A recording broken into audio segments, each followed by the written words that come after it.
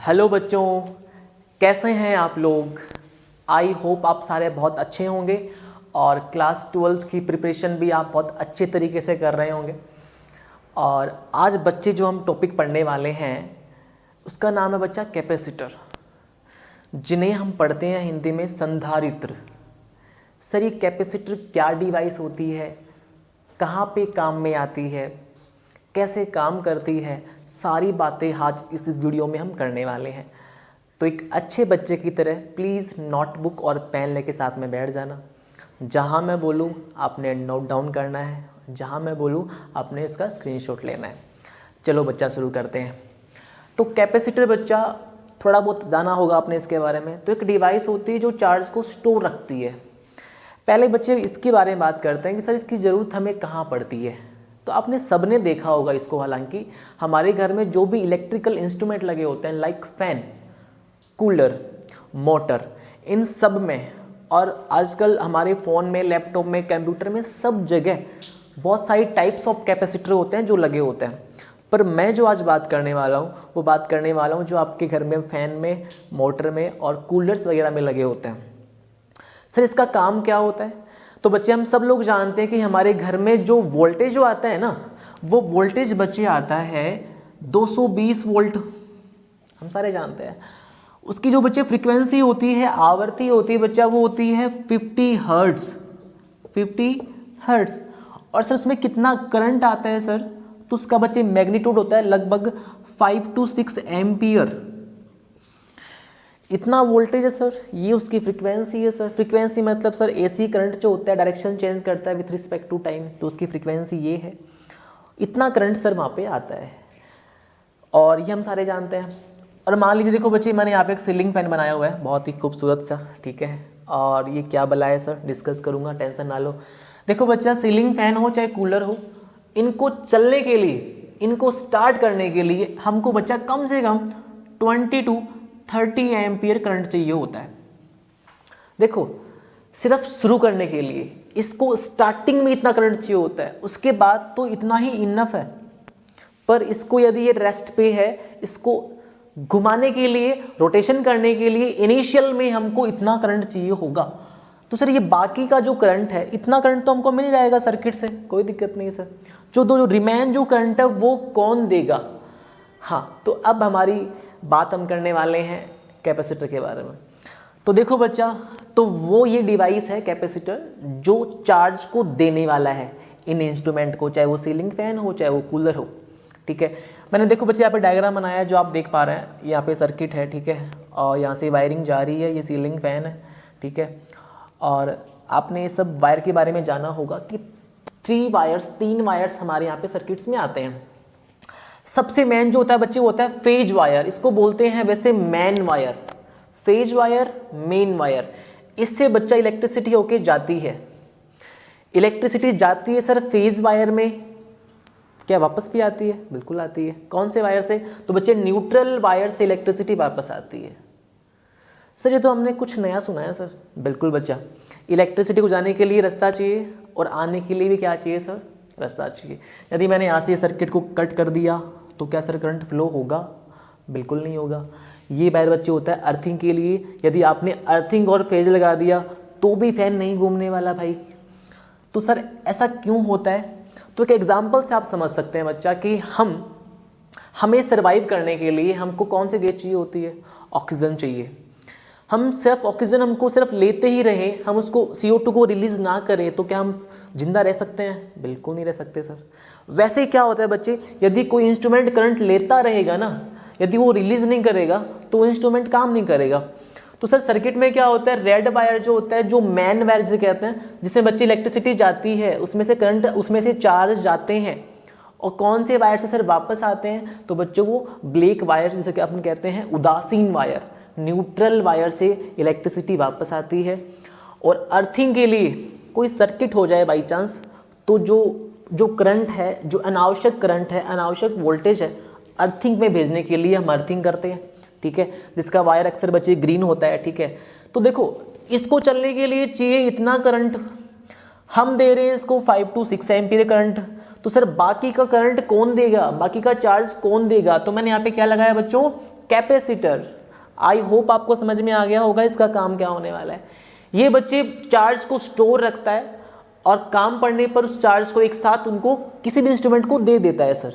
देने का मतलब ये हो गया कि हमने इसको ऑन किया, हमने फैन को ऑन किया, तो ऑन करते ही इतना करंट आ रहा है, इनफ नहीं है। मैंने फिर जो बोला कि किसी भी, चाहे वो पंखा हो चाहे कूलर हो, उनको स्टार्टिंग में घूमने के लिए उनको बहुत चार्ज चाहिए होता है, उनको बहुत आवेश चाहिए होता है।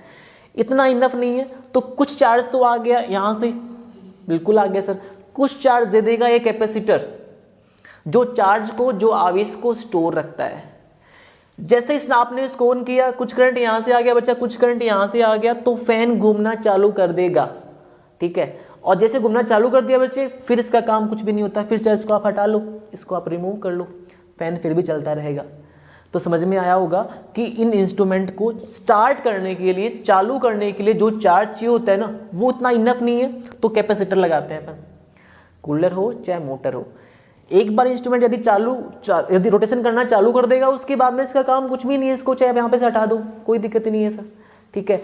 और ये सर जब यदि अपन ना लगाएं तो क्या हो जाएगा, तो देखो बच्चे, अक्सर हमारे घर में हमने ऐसा कभी देखा भी होगा, आपने कभी प्रैक्टिकल भी किया होगा कि आपने बटन को ऑन किया, ठीक है, फैन सर चालू हुआ ही नहीं, रोटेशन एकदम रेस्ट पे है, कुछ भी नहीं कर रहा, बस कुछ वाइब्रेट कर रहा है, कुछ आवाज़ निकाल रहा है।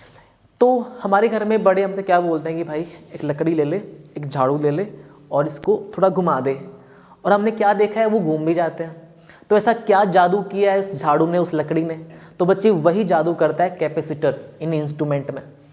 मतलब किसी भी इलेक्ट्रिकल इंस्ट्रूमेंट को जब वो रेस्ट पे है, उसको शुरू करने में बहुत सारी प्रॉब्लम्स आती हैं, उनको बहुत सारा चार्ज उनको चाहिए होता है। तो वो चार्ज कौन देता है बच्चा, तो वो चार्ज देता है कैपेसिटर। ये किससे बना होता है सर, इसमें तो दो प्लेट्स होती हैं, पैरेलल प्लेट्स होती हैं, एक पे चार्ज होता है बच्चा पॉजिटिव जो आप देख पा रहे हैं, एक पे चार्ज नेगेटिव होता है, ठीक है।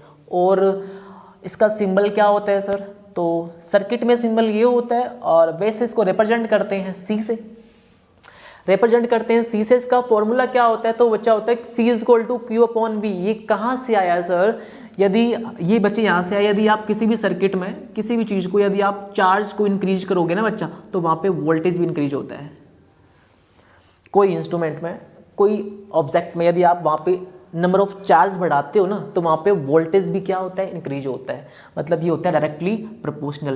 प्रोपोर्शनलिटी का साइन को यदि मैं हटाऊंगा तो वहाँ पे कांस्टेंट आएगा सर, जो यहाँ पे क्या आने वाला है, Q = CV। C = क्या हो जाएगा सर, Q/V। तो ये बन गया फॉर्मूला किसका सर, कैपेसिटर का, ठीक है। इसका यूनिट क्या होती है सर, तो इसको हम कहते हैं बच्चा फेरड। क्या कहते हैं सर, फेरड। इसके अलावा भी होती है सर, जो हम यहाँ से निकाल सकते हैं। चार्ज का यूनिट क्या होता है सर, मात्र क्या होता है, तो कुलाम होता है सर, कुलाम। और V मतलब विभव का क्या होता है, तो ये होता है बच्चे वोल्ट। तो कुलाम पर वोल्ट भी हम कह सकते हैं, इसको चाहे हम फेरड भी कह सकते हैं, ठीक है। और एक चीज़ दिमाग में आती है सर, ये जो कैपेसिटर है क्या वो AC DC दोनों में काम करता है, तो बच्चा बिल्कुल। कैपेसिटर ऐसा डिवाइस है जो AC सोर्स और DC सोर्स बोथ में काम करता है। और उसके बाद बच्चे, इसकी बात कर लेते हैं डायमेंशन की, जो पूछ लेते हैं अक्सर एग्जाम में कि डायमेंशन क्या होता है, वीमा क्या होती है संधारित्र की। तो हम निकाल सकते हैं इस फॉर्मूले से, C = Q/V। डायमेंशन बच्चे, डायमेंशन अक्सर आते हैं एग्जाम में, हर साल आते हैं। तो आपको हर टॉपिक से, हर चैप्टर से जो डेफिनेशंस है, जो सबसे मोस्ट टॉपिक्स हैं, उनके डायमेंशन आपको निकालने आने ही चाहिए, उनके यूनिट आपको आने ही चाहिए। वहाँ से क्वेश्चंस 100% आने वाला एग्जाम में। तो सर इसका डायमेंशन क्या होता है, विमा क्या होती है, तो बच्चे Q की होती है 80। बात करते हैं बच्चे वोल्टेज की, विभव की क्या होती है, तो ये होती है W। इसका फॉर्मूला क्या होता है sir, V = W/Q। W/Q work done upon charge, हम सारे जानते हैं। तो सर डायमेंशन निकालें तो वर्क का डायमेंशन क्या होता है, M1L2 T-2। हाँ सर, चार्ज का क्या होने वाला है सर, 80, ठीक है। यदि इसको हम लिखे तो ये क्या होगा सर, M1L2 T⁻³ A⁻⁻1। ये डायमेंशन किसका आ गया सर, तो ये वोल्टेज का आ गया। इसको रखें यहाँ पे, रखते हैं सर लोग, M1L2 T⁻³ A⁻⁻1। तो सर बताओ कैपेसिटर का डायमेंशन क्या होने वाला है, तो क्या होगा बच्चों, यहाँ से m गया ऊपर, माइनस का 1 हो चुका है, l माइनस का 2, t माइनस का 3 था, ऊपर जाएगा तो प्लस का 4 हो जाएगा, ठीक है। तो प्लस का 4 a की पावर प्लस 2, माइनस का 1 था, ऊपर जाएगा तो प्लस का 1 हो जाएगा, प्लस का 1 पहले से है। तो ये हो गया डायमेंशन किसका सर, कैपेसिटर का, ठीक है। यूनिट समझ में आ गया बच्चा, डायमेंशन समझ में आ गया, इसका वर्क समझ में आ गया, ये चार्ज को स्टोर रखता है। देखो मैंने लिखा भी हुआ है, it is the electrical device that can store energy in the form of electric charge. ये एनर्जी को स्टोर रखता है टाइप ऑफ इलेक्ट्रिक चार्ज के रूप में। जब आवश्यकता पड़ी इसने दे दिया, खुद क्या हो जाएगा, डिस्चार्ज, फिर खुद चार्ज हो जाएगा।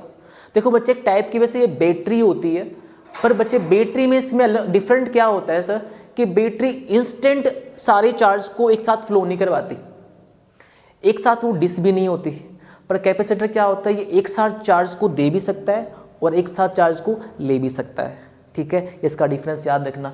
इसके अलावा बच्चे छोटे यूनिट्स होते हैं इसके, माइक्रो यूनिट है ना, जो आपके न्यूमेरिकल्स में अक्सर काम आते हैं, लाइक 1 माइक्रो फैरड सर किसके बराबर होता है, तो 10 टू दी पावर माइनस, इसको मुझे फैरड में कन्वर्ट करना हो तो क्या करें, -6 फैरड से मल्टीप्लाई करना होता है सर।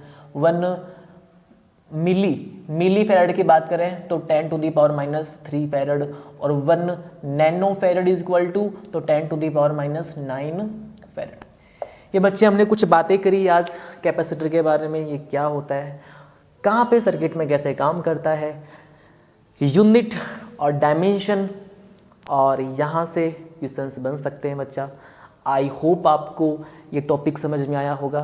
तो बच्चा प्लीज़ इसका स्क्रीनशॉट ले लेना, ध्यान से पढ़ना है, समझना है। यदि वीडियो अच्छा लगे तो प्लीज़ बच्चा इसको लाइक, कमेंट और शेयर करना मत भूलना। थैंक यू सो मच बच्चों।